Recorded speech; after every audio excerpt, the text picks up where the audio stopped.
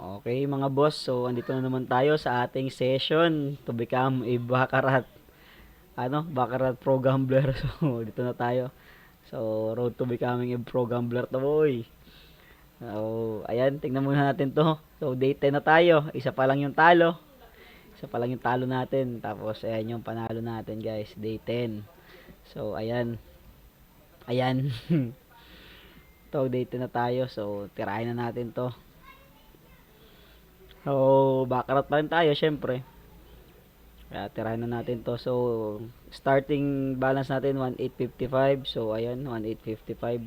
Naka-shout natin total 65. Naka-cash natin total 4550. So, target ulit tayo ng 500 para maka-cash out.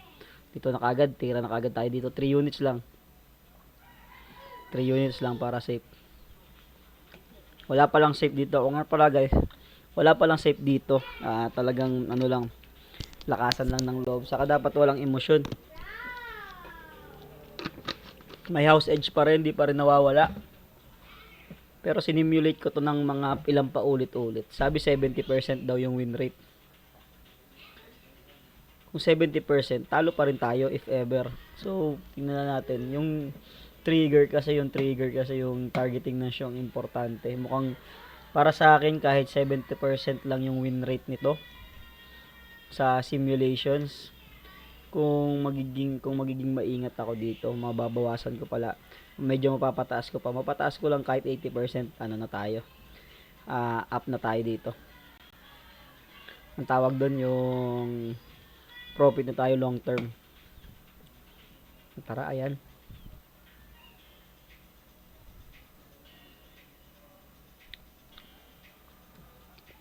Yung profit long term. So ayan, we're going to have to do the second unit na. Dati nag pure English ako, solid, di ba? Solid. I speak pure English, but can't help it. So it's a one again. Ayoko na mag-English. Hayaan mo yung mga foreigner na nanonood na yan. Ito tayo, focus tayo para sa mga Pinoy, yung mga kababayan natin dito. So, pa 3 units na to. Wala pa tayo. Siyempre, yung unit natin 50, di naman pwedeng 45 per unit. So, pa 3 wins, pero hindi pa 3 unit. So, ayan. Sabayan na kaya natin tong bunker na to. Sabayan natin yung bunker na yan. Hanggat binibigay, malay mo, patapusin tayo ng walang katalo-talo. 500 ng walang katalo-talo. Diba? May chance yun. Ilan na lang ba? 142 na, ilan na lang? Konti na lang. 5, 6, 7, 8. 8 wins na lang. Kaya-kaya na yan. Okay, sa isya, 0 tayo. Hindi pinagbigyan. So, kuha pa tayo ng 1 unit dito. Last unit na to. Kuha tayo isa tapos out. Hindi pa tayo sa ibang show. Kahit pakiramdam ko, bibigyan pa tayo nito. Kahit pakiramdam ko, tatapusin na dito yung 10 units natin. Lipat na tayo para safe. Yun yung ano natin, strategy natin eh. Sayang kung nanalo yun, lilipat na rin sana ako kasi 3 units na. Dapat kasing 3 units kanina. Naku, pahihirapan pa. Okay lang, hindi pinahirapan. So, lipat na tayo. Lipat. Kahit pakiramdam ko, bibigyan pa ako ng marami niyang show na yan. Pero, lipat na tayo. Stick tayo sa strategy para to mitigate risk. Wow, mitigate risk. Dito naman tayo. Mukhang goods dito. Mukhang dito na natin kukunin. Pero mukhang hindi. Wait natin kung anong lalabas. Nako, regla pa. Maya-maya ng konti. Maya-maya, regla pa. Ayaw natin sa regla. Ano yung regla? Trends. So, trend pa. So, ayan, trend pa. Sa mga Pilipinong naglalaro ng mga nagsusugal na Pilipino, yun yung regla yung trend. Much better dito sa strategy natin, irregular yung trend. Kumbaga sa babae, irregular yung regla sa babae. Kasi pag may trend na malakas, matatalo tayo. Hindi naman, makukuha natin, 3 trend yung makukuha natin dito. Isang trend lang yung tatalo sa atin. So, much better na irregular na lang para walang tumalo sa atin. Kasi pag kasi nag-trend, kahit 5 times lang, ubos tayo. So, it's much better wag na mag-trend. Yung isang trend na tatalo sa atin. Pero tatlong trend yung magpapanalo sa atin, tatlong trend. Isang trend lang yung tatalo sa atin, guys. Dito sa strategy na to. Nako po, delikado. Tabla. Pero ulit, ilang unit na tayo? Bayan, bayan. Okay, nga pala, agent din ako guys. So, sa mga gustong maglaro, tara dito. Gawin din nating agent yung account nyo para everyday. Meron tayong commission, everyday may cashback, everyday may salary. Tres, lamang na naman siya. Oh, lamang ako. Sige, bumunot ka ng dos. Hindi. Nga pala, bakit ako may emosyon dito? Dapat nga pala walang emosyon pag naglalaro nito lang. Poker face lang. Yung walang emosyon, yung pagsunod sa strategy. Pero yung emosyon pag nananalo, saka pag natatalo, okay lang naman. Yung pagsunod lang sa strategy. Halimbawa, yung strategy mo is natalo. Pero meron kang naka-asset na stop loss. Huwag ka nang bumawi. Emosyon. Mga sundin yung emosyon mo. Yaan mo na yun. Bawi ka na lang next day. Stop loss na. Saka ang hirap kumita ng pera guys. Ang lupit ng bigote nito ni itong goatee nito ni Kuya. Sa ang hirap ng kumita ng pera guys ha. Huwag nating isugal yung pera na hindi dapat pang sugal. Alam nyo naman kung ano yun. Mga pambayad sa bills. Bayad ng kuryente. Pambayad pambayad sa kabit. Hindi. Pangbayad sa basta lahat ng bills. Lahat ng bayarin guys. Huwag nating ipangsugal. Ano lang tayo. Stick lang tayo dun sa kaya natin. Halimbawa, ang pera natin is 20k per month. Tapos sa expenses natin ay 18k. Yung 1k lang yung pangsugal nyo. Yung 3k gamitin nyo sa ibang para makaipon kayo ng pera. Ganyan. Gamitin nyo sa investments. So, pag nanalo, tingnan nyo, papansinin nyo, lalamang yung panalo nyo sa sugal. Pag ganun lang yung yun lang yung pinasusugal yung pera. Yung pera na willing to lose. Yung bagang parang pag pang panood mo lang ng sine, ganun. Pang date nyo lang. Ganun. Kasi pag gagamitin natin yung perang pambayad sa kuryente, puhunan sa business, saka kung ano-ano pa, na mga importanteng bagay, yun yung kadalasan natatalo at magbibigay sa atin ng malaking problema. Nadanas ko na yan guys. Actually, nadanas ko na yan. Maraming beses nang paulit-ulit. Nadanas ko na magkaroon ng maraming problema dahil hindi ko sinusunod yung rules na yun. Kaya ngayon, sinusunod ko na. Yan. Pag natalo to, meron pa tayong 3-1. So, after kung matalo man yung 3-1 na yun, stop muna tayo. Next month. Next month ba o next quincenas? Quincenas pala. Every quincenas kasi ako sumasahod sa regular job ko. Itong pag-agent ko, sideline lang. So, yun din lang yung pinanglalaro ko. So, pero every quincenas din pala ako sumasahod sa pag-i-agent ko. Maliban dito sa bago to JD Extreme. Everyday dito sa JD Extreme.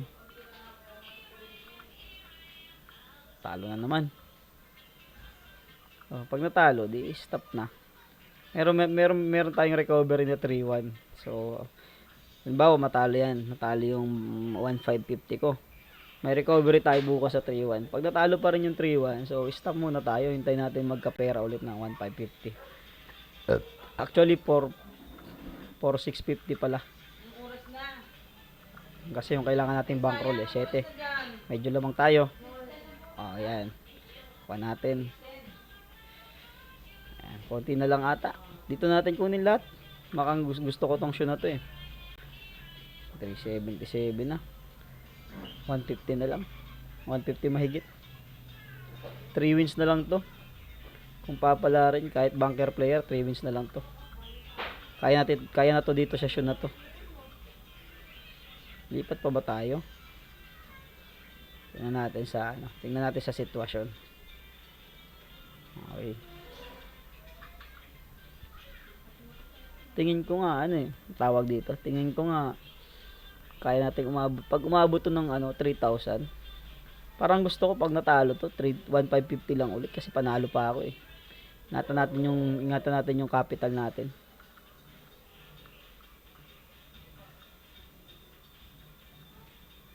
Uno lang siya. Ayan, nice one. Okay, mukhang dito na talaga natin tatapusin to. Last to. Last 2, mga boss. So, isa sa roll natin. Maximum win, 11 unit, 550. Minimum win, 500. So, paglampas tayo ng konti, di withdraw tayong 500, may maiiwan pa rin sa account natin. Last 2 win na.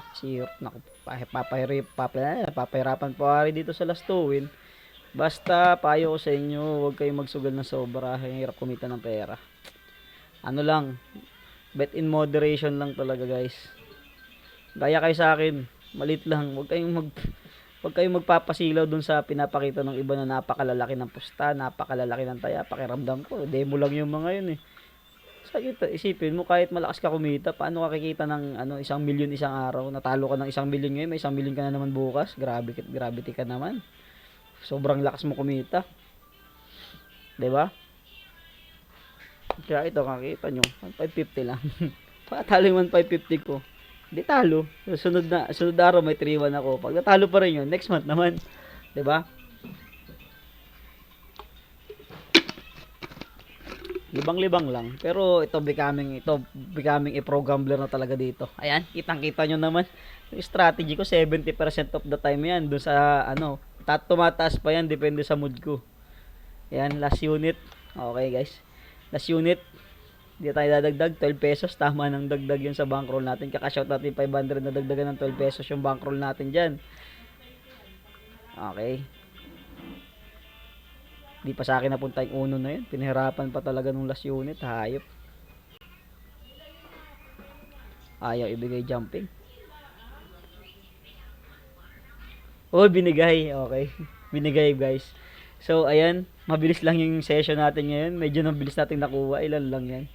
So, ayan. 1.6 lang yung betting natin. Tapos, 512 na kagad. So, okay na sa akin yan. Yung 512, okay na yan. Ikakashout ko na yung 500. Tara, withdrawin na natin. Withdrawin natin yung 500.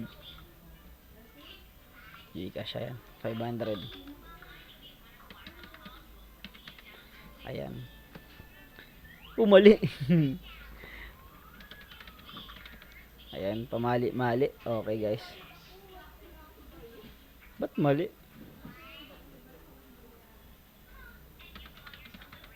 Mali pala talaga. Nalimutan ko pa yung transaction password ko. Okay. Saan nalagay ko na ito? So, yan. Siguro tama na to. Ayun. Okay. Nakaka-shout na tayo ng 500. So, lagay na natin dito. Finish lang. Hindi ko na naman alam. 512 lang. Okay. 2,367. So, profit natin 512. So, cash out natin 500. So, ayan. 7,000 na yung cash out natin, mga boss. Ay, ilan na yan? Ilan na yung total profit natin? Total profit natin to 4,677. Pero sa total cash out profit, kasi ginagamit natin yun eh. Kumbaga yung naiwan dun, wala na yun.